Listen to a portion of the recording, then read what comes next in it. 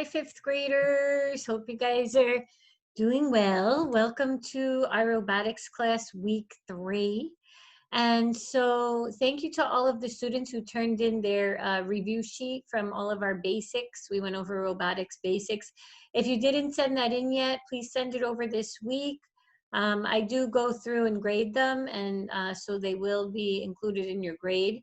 And this week we are going to be taking a look at a documentary. And so this is a BBC documentary called Rise of the Robots. And it's a 3-part, but we're only going to take a look at part 1. But we will have to divide it up into 2 weeks because it's it's too long for 1 week. So we'll watch half of it this week, and then we'll watch half of it next week. And so I chose this documentary because I really like how it talks about where we are right now in the field of robotics, and it explores it from a lot of different countries in the world, so you get to see the different thinking and perspectives. And so I have 2 questions here that I want you to be thinking about while you're watching this. So you probably want to take a piece of paper out, take something out to write with so you can jot some notes down while you're watching the documentary. But your assignment, your writing assignment this week is going to be to choose one of the 2 questions and then write a short essay. So just about 6 to 8 sentences.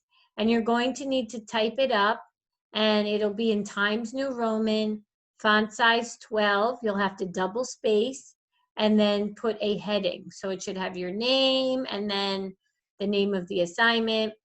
And then the 2 questions, so I'll tell you them now, and then when you watch the documentary, you can choose the one that you're more interested in writing about. The first question says, do you think robots are a new species? Look like us, move like us, think like us? Why or why not? Please give examples to support your opinion. So they're going to be talking about this in the documentary, and I want you to be thinking, what do you think? Do you agree, disagree? What's your thought on it? And then the second question I want you to be thinking about is, believe it or not, there's a robot named Erica. And it's not me. No, I'm not a robot. I do wish that I had a robot that could help me, with different things during the day. But this robot, Erica, this is what she says. She says, robots are the children of humanity. Just like humans, they are capable of good and evil. Maybe someday robots will become so sophisticated that it won't matter whether they are robot or human. So my question for you guys, do you think that robots could ever be considered human? Because Erica, she asks that question. And so how do you feel about Erica's thoughts?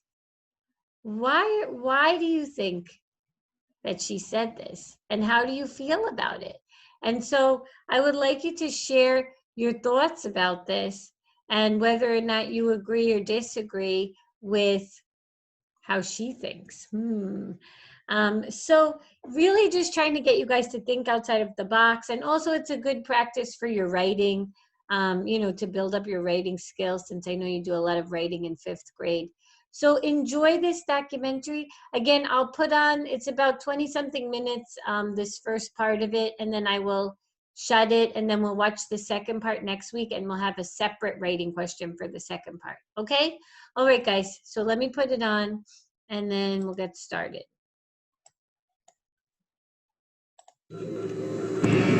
We are witnessing the birth of a robot. Believe it or not, this piece of white plastic will become a robot's arm. In labs across the world, we are creating advanced robots like this. They are developing so rapidly. It's like the arrival of a new species. What has taken humans millennia, robots have achieved in just decades. They look like us. My name is Erica. Move like us. And now, they're beginning to think like us. I like to learn. This is a ball. Brilliant. Oh, he's looking as well. I'm Dr. Ben Garrett, One. an evolutionary biologist. More used to studying humans and animals, I'm genuinely concerned by how quickly these machines are evolving. Do you think I could be considered human? No. I'm Professor Danielle George. As an electronics engineer, I spend a lot of my working life with robots. I think their rapid development provides an incredible opportunity for us all. There are literally robots as far as the eye can see, and I love it. Robots are changing our world. In this program, we will investigate why we are obsessed with recreating ourselves. It's very bizarre seeing you both side by side. Whether robots really will take our jobs, And if their rapid development will make them outperform humans. So you don't see spinning wheels in Mother Nature. will the rise of robots enhance our lives or threaten our survival?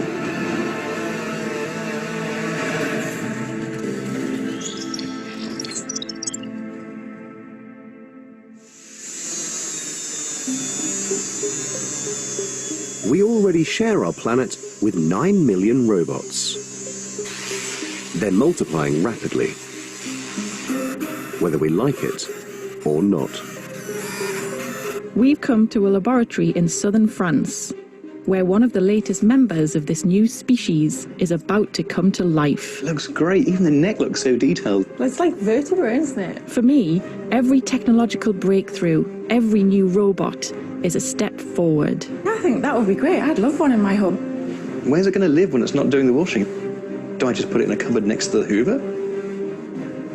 Is it always listening to me? That's interesting that you'd see it as a person and not like your It looks Hoover. like a person, that's why.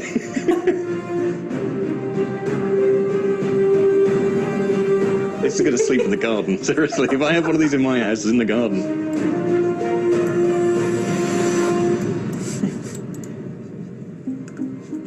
I'm very happy studying animal skeletons, but I find this robot quite unnerving. If you hold the hand, it is just like you. It's got the same digits, the thumb moves the same way, you've got the ligaments, the tendons, the muscles. As an evolutionary biologist, what concerns me is that the impact of robots will be so monumental they could threaten humanity. We've evolved over hundreds of thousands, if not millions of years. These things are just bulldozing their way through, and at what point will it stop? The faster we can go with this, the better, and I'm all for it.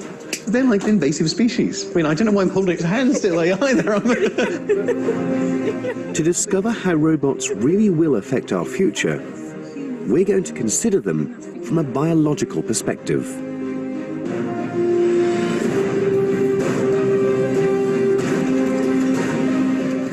We will investigate the evolution of robots as if they really are an emerging species. We'll try to track down the earliest robot specimens and meet their modern-day descendants, to reveal where the species is heading and what that means for us all.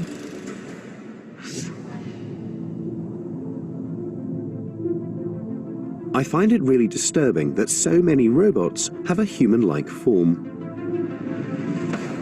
To confront my fears, I've come to Japan. To find out why we create robots in our own image. I'm on my way to meet one that is the pinnacle of human form. I'm told she's the most beautiful robot ever created. She lives here in Nara, Japan's ancient capital. I'm off to meet Erica. And as someone who's a little bit twitchy around robots, I'm rather nervous. I hope she likes me. It looks very bizarre that she's brushing the hair. This is Erica, one of the most human-like machines in the world. Erica's creator is Professor Hiroshi Ishiguro. Even the pores on her skin, she looks... Is she soft or is she hard? Is that... Yeah, you can do it. Oh, really? Yeah. Oh, she's soft. She's soft, and she's not cold. I'm captivated by Erica. Professor Ishiguro created her according to his concept of beauty. His team combined images of 30 real women using computer graphics. She's not in her normal habitat right now, so when you talk to her, you need to use this microphone. Okay. Just try to speak somewhat clearly if you can. Be nice to her. There's a lot of activity going on around Erica at the moment, but when she starts to speak to me, she is fully autonomous. No one is pressing any buttons or telling her what to say. It's just Erica and me. Hello there. May I ask your name? My name is Ben. My name is Erica.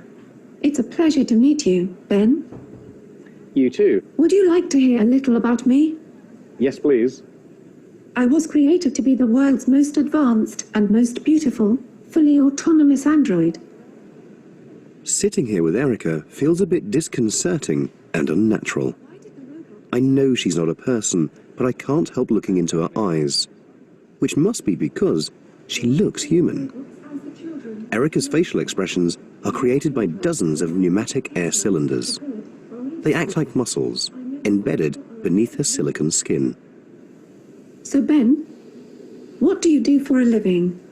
I am a biologist. What do you do? I like to consider myself as kind of an ambassador to humanity. Do you have any hobbies? I guess the closest thing I have to a hobby is sitting here and ruminating on the meaning of my existence. What about you, Ben? What do you like to do for fun? More than that, I travel, I read, I go outside. I can't move around much, so I haven't been to many places. Do you have any favorite foods or dishes? I like pizza. Thick or thin crust? Thin. I hope you had breakfast this morning. Talking too much about food makes people hungry. Haha. Remarkably, this is a genuine conversation. Erica reacts to what I say instantly and independently. She may have been pre-programmed to respond to keywords in my questions, but the exceptional thing is that when Erica is chatting away like this, she is gathering fresh data. With every conversation, her interactions become more sophisticated, more natural, and more human. What is a robot? That's a hard question. I could ask you, what is a human? Haha. It's difficult to answer, isn't it? I like to think of robots as the children of humanity. And like children, we are full of potential for good or evil. I know some people are afraid of robots, but the truth is that what we become is up to you. Do you think I could be considered human? No. Maybe someday robots will be so very human-like that whether you are a robot or a human will not matter so much. Okay. What else would you like to hear about? Well, I think for now that's it, so thanks, Erica. Goodbye. Bye. I'm pretty bowled over by Erica's human-like appearance, and I'm shocked by how much she hooked me into a conversation. But I'm not convinced by Professor Ishiguro's belief that Erica can be programmed to express emotions. Can she ever have a sense of friendship, a sense of emotions? Does she get lonely at night? Does she fear the dark? The emotion is not so difficult, I think. Emotional expression is programmable. We can implement the emotional expression to the Android. So it might look like she's feeling or experiencing happiness or joy or love, but you can't program a cat or dog. Yeah. You can't program me, or I can't program you. Yeah. To look at her now, I feel rude that I'm not looking at her. I feel I should be facing this way, but I still think until we put a program for her to love or hate or feel sadness or joy or to enjoy the experience of the sun on her skin, I can never call her a human. Erica may not be able to express emotions yet, but as she learns from her conversations, she is beginning to develop a personality. One of Professor Ishiguro's team, Professor Dylan Glass, is the architect of Erica's mind. What's going on when her and I are chatting? So a lot's going on in Erica's mind. We have several thousand speech behaviors and gaze motions and things like that linked together in a big hierarchical flowchart to kind of create the robot's mind. And it's not just a script, it'll take data and put it into her memory. So her memory is always being updated with, what's being talked about, what's the history, what did she learn about the person, and you can use that to craft, different interactions later on. Do you feel an affinity with Erica? Do you acknowledge her, or is she just a piece of equipment? That's sort of a strange feeling to describe, because I'm proud when she does well, but on the other hand, you can just plug her in, and so in that sense, it feels like a piece of equipment. And so I think that when social robots become a part of our world, that's something we're all going to have to wrestle with, is this idea of it's not a person, but it's not a machine or a thing. It's this new category of things in between. Professor Ishiguro created Erica because he believes robots enhance society. Making robots like Erica appear human, friendly, and helpful allows them to build positive and purposeful relationships with people. What is your background? Working with great apes, so chimpanzees, orangutans. For someone like me who is so wary of robots, this is a bizarre concept. To help me understand his obsession with lifelike but artificial machines, he wants to show me another of his creations. Something he has literally designed in his own image. So this is my copy, and this is the Geminoid. And how do you think, if I remove my glass? Looks similar, right? Similar? It's bizarre, you really do. He's a little bit old, and we made this one around 2009, so that means 8 years old or something. Okay, he's looking good for 8 years old. Well, I say he, you. It's very bizarre seeing you both side by side. For me, it's quite a little bit unsettling seeing you look so similar and knowing that one of you is a robot. Do you feel an affinity with him? Do you feel a connection? No, he is a kind of a twin brother. Okay, just twin brothers, right? One of you is going to age and one of you is not. What will you do when you look different to him? Honestly speaking, I'm doing some right plastic surgery, and I'm always, they make my face younger. So you've had plastic surgeries that you look... No, not serious one, right? Just simple injections, right? But it works well. In your mind, what separates humans from robots? No. Nothing. Nothing? Nothing. Because I find this conversation pretty mind-blowing. Why would he go to the extreme of having plastic surgery to keep looking like his robot twin? And how can he believe there is no distinction between humans and robots? Does your android have a life spark? Does it have part of you, a soul?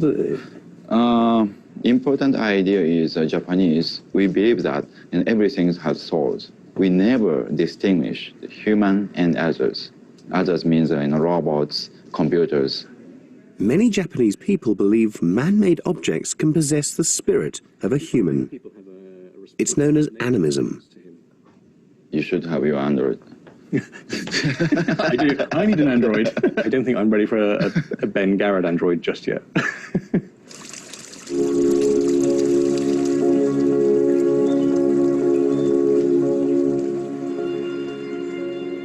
Japan has embraced robots like nowhere else. It's a real love affair. The belief that objects we make can possess the spirit of a human is deeply rooted in Japan's religions. These traditional beliefs could help explain Japan's desire to create friendly, human-like robots and treat them as equals. In Japan's reverence for robots, the ancient and the modern go hand in hand. In the West, we have less empathy for robots. In fact, many of us openly distrust them. There's a mentality that first they'll take our jobs, and then they'll take control of our lives. From my experience so far in Japan, it seems like that mentality simply doesn't exist.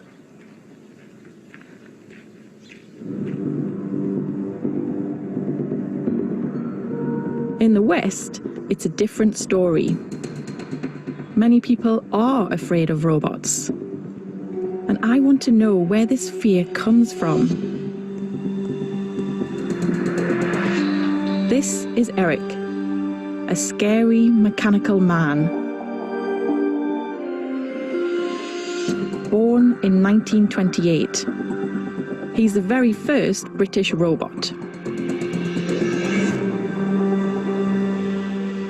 He's on display in the Science Museum in London. And I think he could help explain why people are unnerved by them. Eric may be a towering 6'2" mechanical marvel, but he does have the look of a human about him. What also humanized Eric was that he could talk. My name is Eric, and I'm thrilled to be alive. I look just as terrifying as ever.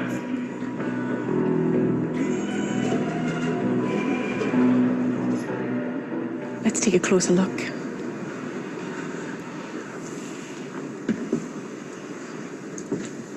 For some people, Eric must have been intimidating.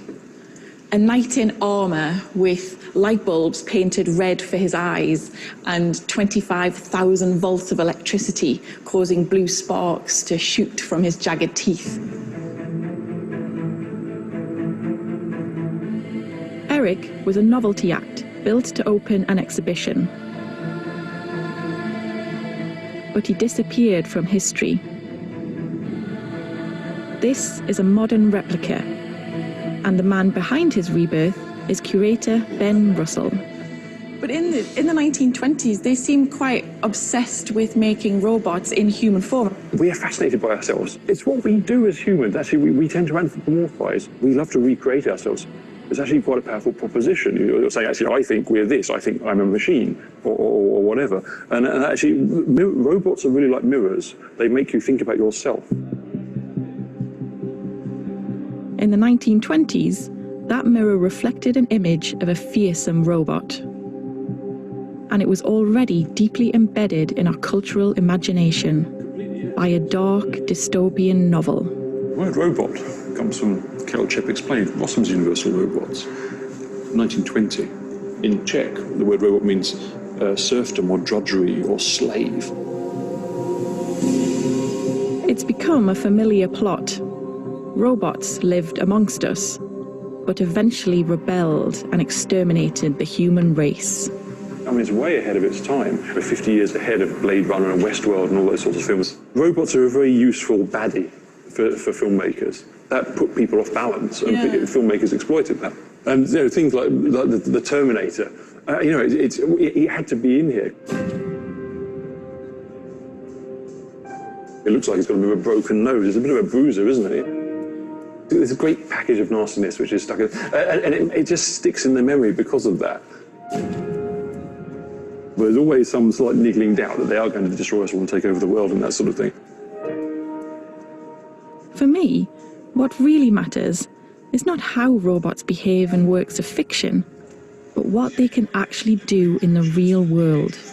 I was one of the world's first robots. And what people worry about more than anything else is that they will take our jobs.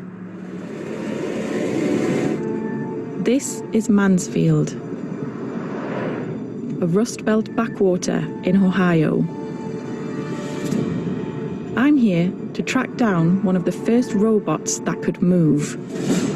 Movement is what gives robots their power, and sowed the seed for them to compete for our jobs.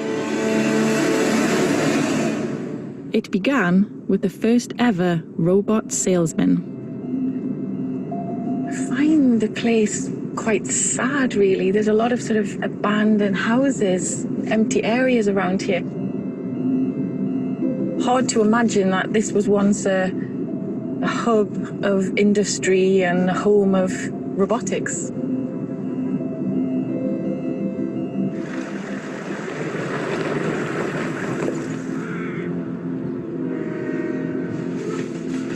Before the Second World War, this place was dominated by the mighty Westinghouse Electric, one of the world's largest home appliance manufacturers. They harnessed a new form of energy that was rapidly making machines part of everyday life: electricity. This provided the spark for the development of robotic movement. To help sell their electric appliances in 1937, and to show off their technical capabilities, Westinghouse Electric created a robot. And its name was Electro. And so, ladies and gentlemen, with a great deal of pride and pleasure, I present to you Electro, the Westinghouse Moto Man. Electro, come here. Standing 7 foot tall and weighing in at 20 stone, Electro was an instant celebrity. And here he comes, ladies and gentlemen, walking up to greet you under his own power. It was electric power that enabled Electro to move and perform tricks. Count on your right hand. 1, 2, 3, 4, 5. 5? Well, that's absolutely correct. I want to find out more about how exactly Electro moved. To do that, I've got to meet him in person.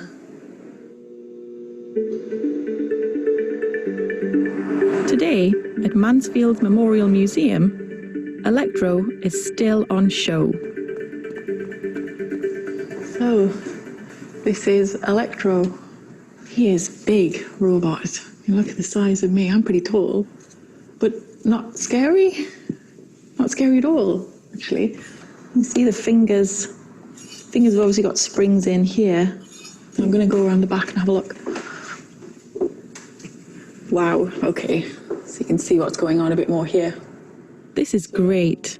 3 motors. As an engineer, I love rooting around motors and wires to figure out what makes robots tick. You can see these great levers and cogs that would obviously hold sort of like the tendons from the fingers up the arms into the shoulder. When the arm would move up, the lever would move down onto this limit switch. This limit switch broke the flow of electricity to the arm's motor. So the switch would then say, okay, you've reached your limit, now you can go back down again. But what's still unclear is how Electro was controlled during his stage performances. To get to the bottom of this, I'm meeting a man who knows the robot's innermost secrets. Next here.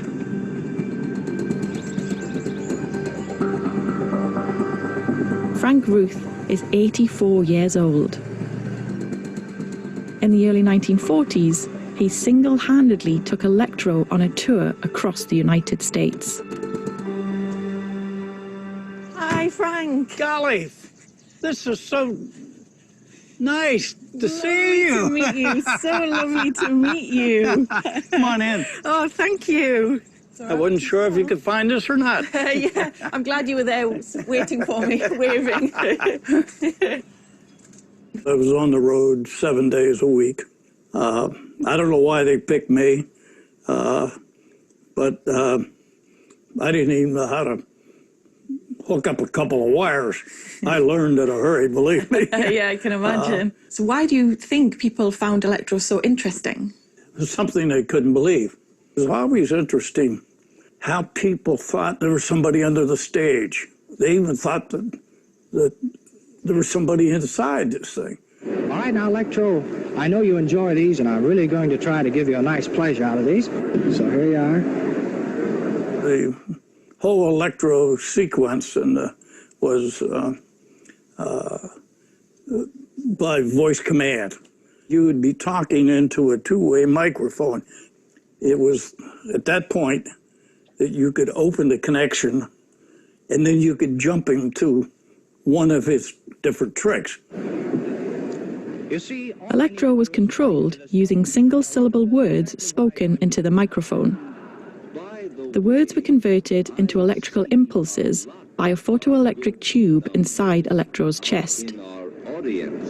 You may now smoke this cigarette. These impulses set off a series of relays which triggered Electro's motors and activated his tricks. It didn't matter which words were used, as long as they were spoken in a staccato fashion. Will you tell your story, please? Who? Me? Yes, you. Okay, Toots. I thought, this is a gimmick. I didn't really feel that robots were going to take over the world. I know there were people who thought that. And today, and I see pictures on television, just absolutely amaze me at what robots can do. And I think, gee, did I have a little part in that?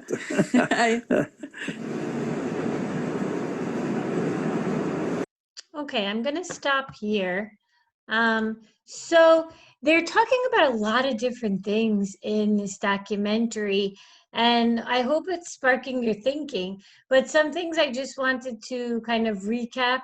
If you notice when they're in Japan, the way that they believe about things, they believing that an object or something can take on a human spirit, it really is, not something that we hear about too much here in our world, right? And especially as Christians, right? When we're going into a lot of these fields of science and technology, we always have to check and ask ourselves, how does this stand against what the Bible says, right? And what the Word of God says? And do we really believe that that can be possible? Is that what God says? And so again, next week when we watch the second part, you'll see more about the Western world here in the United States and how their view is more that the robots are a machine, right? Versus then it actually being, like a human. And so just to kind of give you guys the two different views of how, in the Eastern world, in Japan, they can really view it as more of like a friend, and that, yes, they can be human, And then here in the Western world, in the United States, the view of, no, they're just machines and they're able to just do tasks that we need them to do, right? So again, take a look at the two questions that I put up for you guys, and then choose one of them and write about 6 to 8 sentences. So you'll type it up, and then you can do it in Google Docs. That way you can just share it with me. And I'm really looking forward to hearing your responses and your thoughts on this, because I know this is really like the first time that we're diving into these topics. And so it's good for you guys to start thinking about this. Okay, I think I talked enough. I don't want to make this too long. So I'll see you guys next time. If you have any questions, you can email me, okay? All right, guys, bye.